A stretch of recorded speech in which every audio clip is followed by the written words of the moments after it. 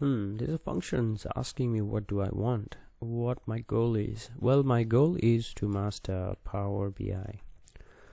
How do I do that?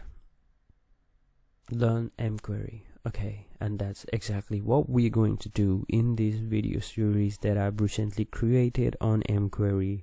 Hello guys, welcome to my channel Power BI with Rosh. My name is Rosh, and today we're going to discuss on operators in mQuery. If you guys don't know my channel or you don't know about the playlist, please do check out my videos. I usually post Power BI tips and tricks videos, but recently I've started this video series where I'm uploading mQuery tutorials, and in my last two videos I've explained what mQuery is, where we use mQuery, and it's how it can make our report better. So go watch that videos if you want a little bit of background. I've also discussed about the basic syntax for mQuery, which is just let in a statement. I'll revise on that in this video as well, but mostly in this video we are going to discuss on operators. So in if you are familiar with programming, any programming languages, you should be familiar with operators. What operators allows us to do is it allows us to perform calculations between variables. So for instance, we have arithmetic operators that allows us to perform addition, subtraction, multiplication, division.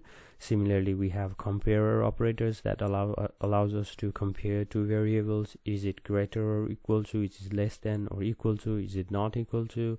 And similarly, we have logical operators as well, where we can we can check if both conditions are true, or if none of the conditions are true, and so on. So in this video we're going to discuss that. So let me go to my report first. This is just me trying to show off. Custom function is something definitely important in Power Query, and I will surely discuss in my later future video for sure, but in this video I'm going to talk about operators. Okay, so let me start with a blank query. Just go to new source and open a blank query, and this is what we discussed in our previous video, is about the let in expression. So what I said was the let just takes the input. It could be table, column, or anything, variable as well, and all the steps we apply to a source or anything that is under the let statement. Okay, and in is something that generates the output. So whatever steps, so there might be multiple steps here, and whatever steps you have specified here is gonna be your output. There could be source 1, source 2, source 3, and if there is source 3 here, the output is going to be source 3. If there is source 2, output is going to be source 2, and so on. Okay, so that's what we discussed in our previous video. In this video we are talking about operators. So let me go back to our let me go old school.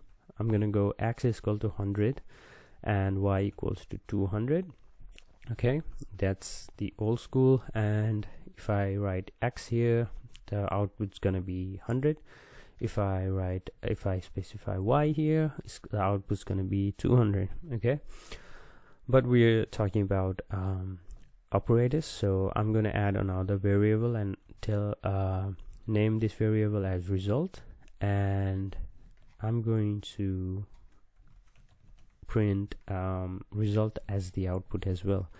So let me start with arithmetic operators. All arithmetic operators are basically, we have plus sign for addition, minus for subtraction, we have asterisk for multiplication, and backslash for division. So if I write x plus y, the result's going to show me 300, because it's going to perform summation. Similarly, if I do subtraction, it's going to give me minus 100. If I do multiplication, it's going to give me 20,000, and so on. Okay, so if I do multiplication here, it's gonna give me 20,000, and if I do division, it's gonna give me 0.5. okay, so these are the arithmetic operators in mQuery. So the next type of operators are comparor operators, which are greater than or equal to, greater than or equal to. We have less than or equal to. We have equal to. We have not equal to, which is written like this. Okay, we have smaller than and greater than symbol together. That's not equal to in mQuery. So if I go x is smaller than y, then that is true, because 100 is smaller than 200, right? So it's going to print true. Similarly, if I go greater than, it's going to print false. If I go equal to, it's going to give me false as well, because 100 is not equal to 200. And if I write x is not equal to y, and it's going to give me true, because 100 is not equal to 200, right? So these are the comparor operators. And the next ones we have are logical operators. Logical operators we have in mQuery are and, or, and not. Okay, so if you don't know and operators, or operators, and not operators, then I'm gonna explain it. But if you are familiar with programming language, you know what these mean. So in and I'll start with an and operator.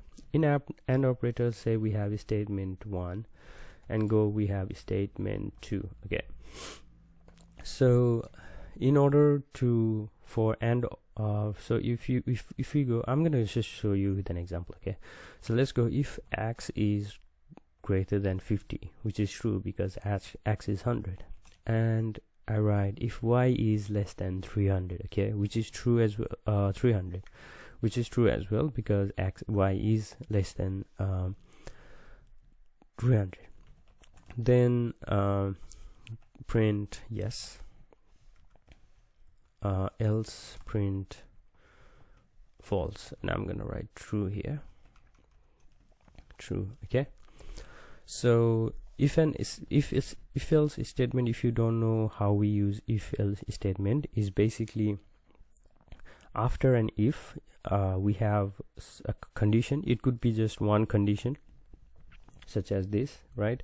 It could be just if y is greater than 50, then print this, else print something else. Or if we can have like a joint statement, multiple statement, where we can have number of statement. But I'll talk about if else statement later as well, but in this video we are talking about operators, so let's just talk about operators. Okay, so for and operators to return true value, both, so if we have two or more than two statements, all of these statements needs to be true. So this needs to be true, and this needs to be true, and if we have third, and that needs to be true as well. Okay, so all of these statements should be true for an and operators to return a true value. Okay, other than that, it's false. So if I go, this statement is true, but if I go if y is greater than 300, then it's going to return me false, because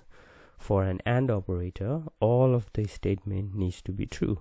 Okay, and the next one we have is or operators.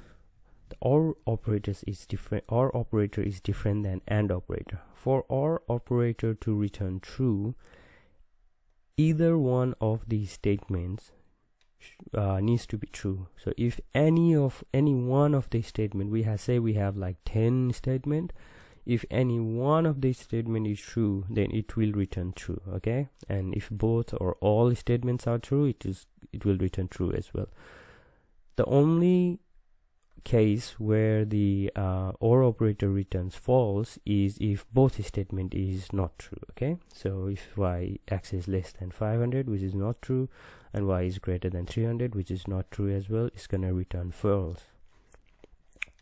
If other than that, an or operator returns true. Okay, if any of the statement is true. Okay, and the next one is we have a not operator.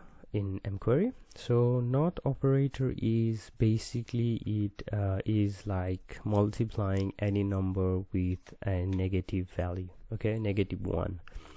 If we multiply 100 with -1, it's get -1. It's like reversing this statement, okay? So if we put a not operator for x is less than 50, this whole statement is basically if x is greater than 50. It just negates the statement, the logic, okay? It's going to make, so this is equal to x is greater than 50.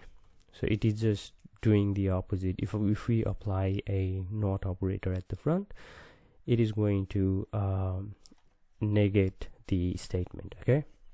So in this case, this means if x is greater than 50, which is true, and it is going to return us true because x is greater than 50.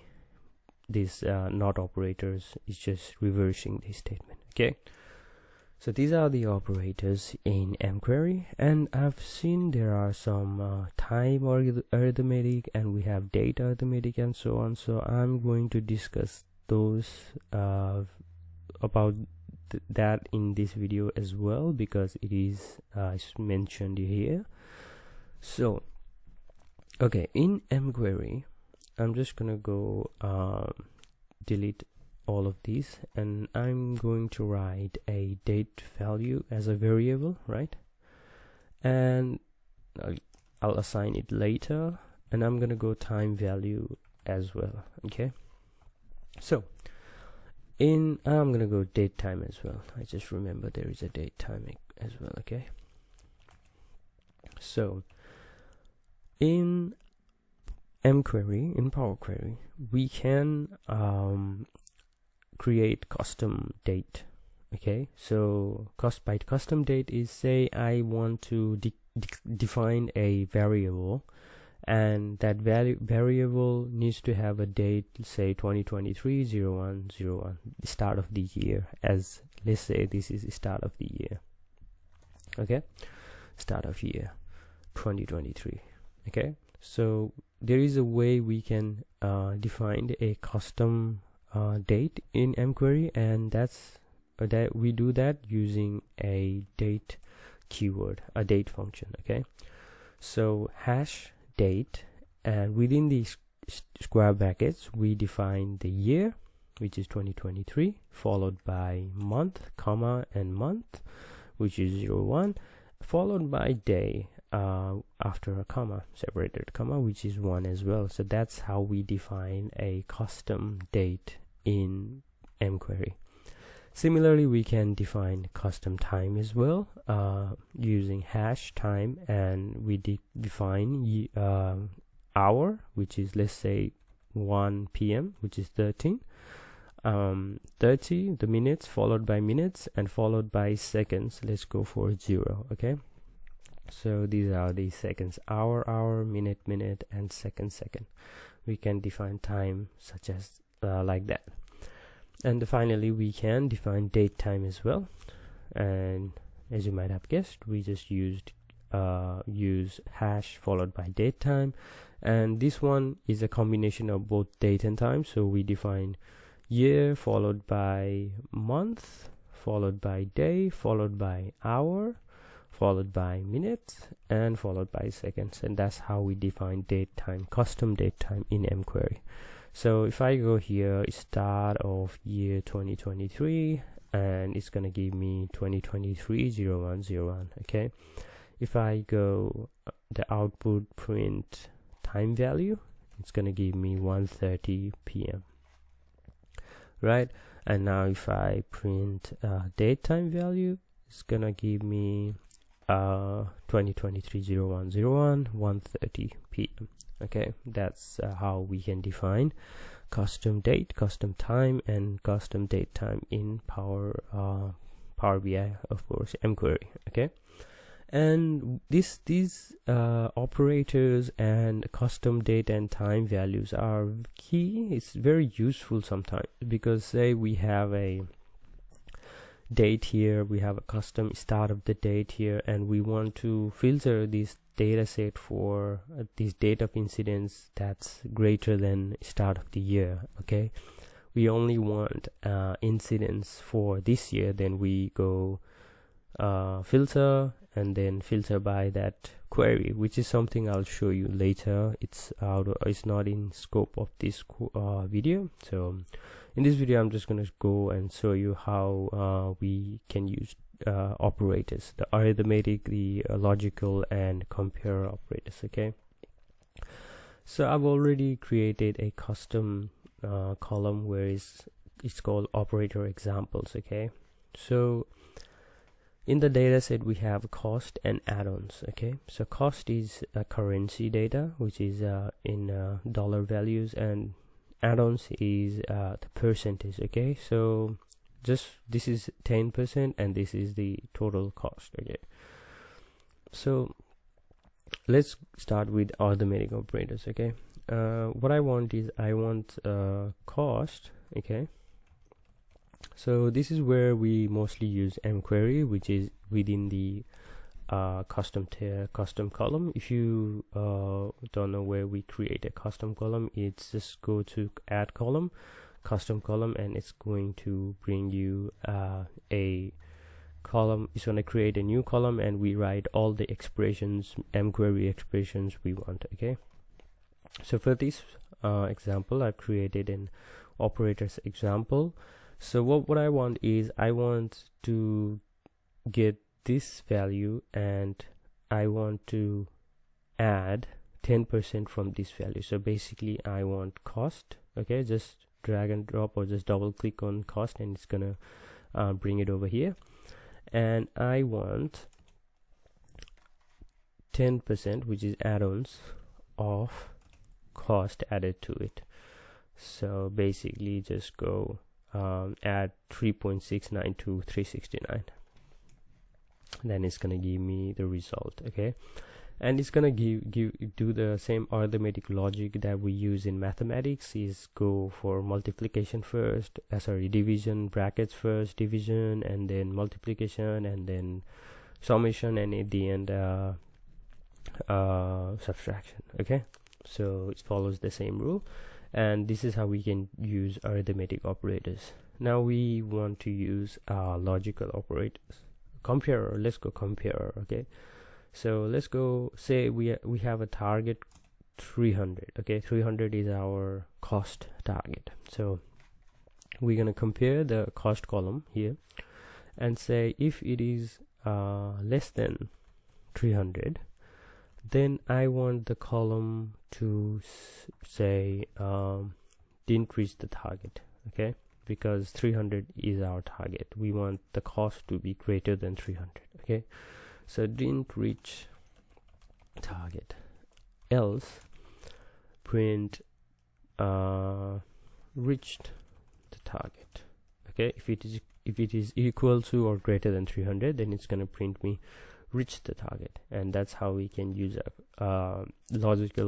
compare operators to create a custom column. You can see there are errors, right? The error is because of the null values, and that's something we'll discuss later as well. We need to add another statement we can either go 0 for these, okay, or we can add another statement saying if the cost value is null, then just print null. Okay, I can show you now as well. So we can go if cost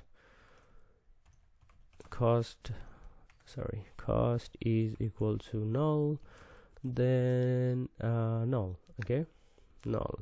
Else if cost is less than 300, then didn't reach the target, it's reaching the target. So we can deal the null values like that. Okay, we have now the error is gone. Okay, now let's go with another logical operator.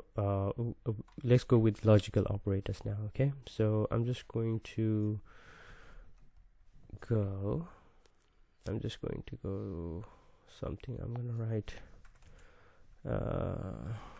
each, because I want column view here. Don't ignore this, don't worry about this, I'm just trying to get this view.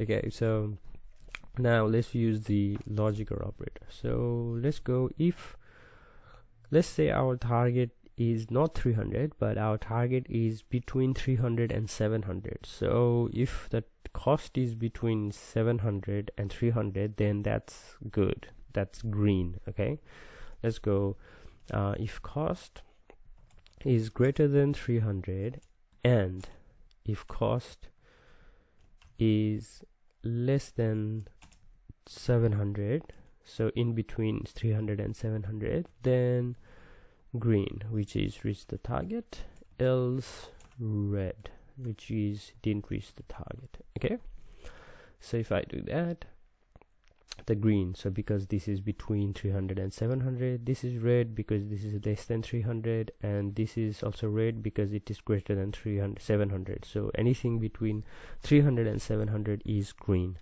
So if I go OR, it's gonna give me another result. This means if cost could be greater than 300 and cost could be, either of these statement could be true, right? And if I go okay, it's gonna give me all green because this is greater than 300, which is true. So either one statement needs to be true. Okay, so this is greater than 300, green. This is less than 700, so that's true as well. This is false, but that's true. So this is true, so that's gonna give me green. So everything's gonna be green because all the values are either greater than 300 or either less than 700. Okay, so that's how we use logical operators. Okay, so and what else we have? We had a date, I think, date time and date and time value. So I'm gonna show you example anyway. So let's just go date. So let's go start of the year. Okay, start of the year 2023 for, let's go 2022 because I think my data set here is for year 2022. Okay, if I go to advanced editor and say the date, define that my date is 2022-01, let's go to fiscal year. Okay, 0701, and I want start of the year as the output. Okay, so this is gonna give me 2022 July 1st, like that, right? So now if I go to incident, so I've loaded this data, right?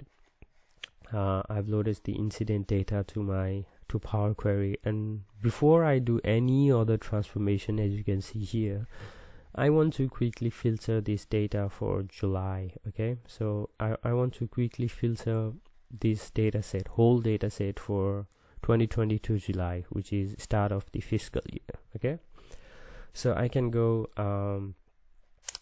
normally what we do is we just go here and go fiscal year, so 2022 we do July and go 1, and it filters out for the data set after 2022 July 1. Okay, and you can see it's created its own custom date as well over here using the hash date keyword, which we have already done.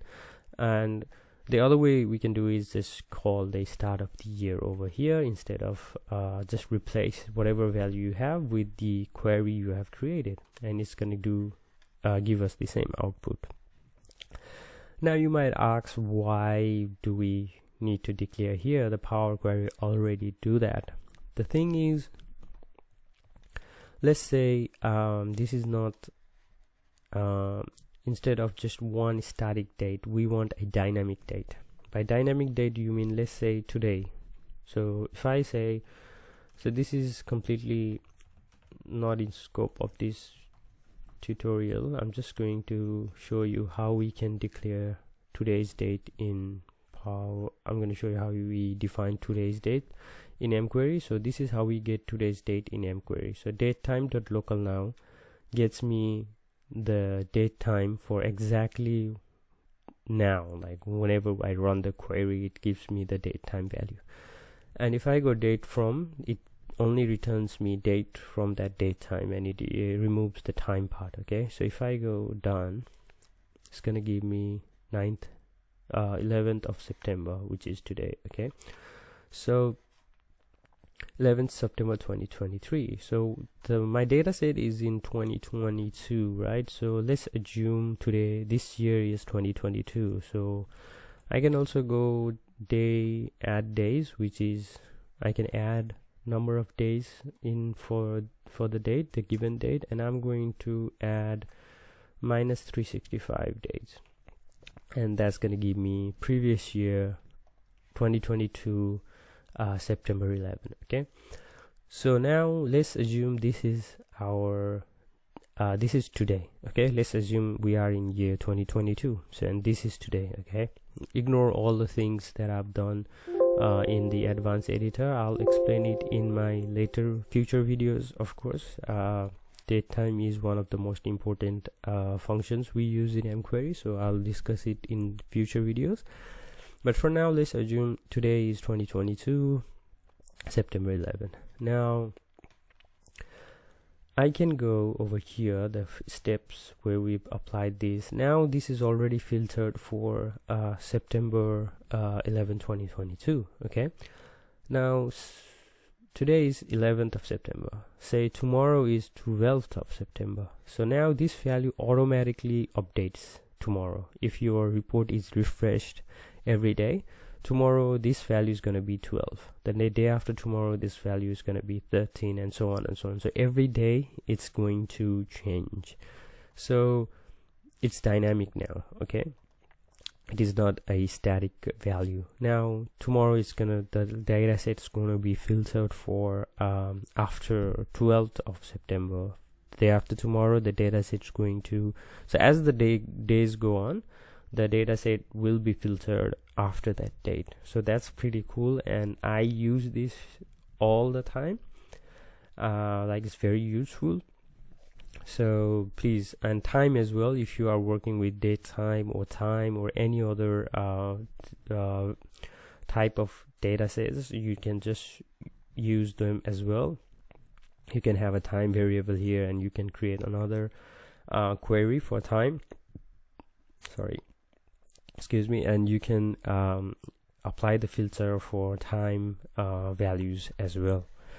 So I think I've covered pretty much everything about operators in mQuery. So if you like this video, please share and subscribe to my channel, and leave any comment if you think that I've missed something.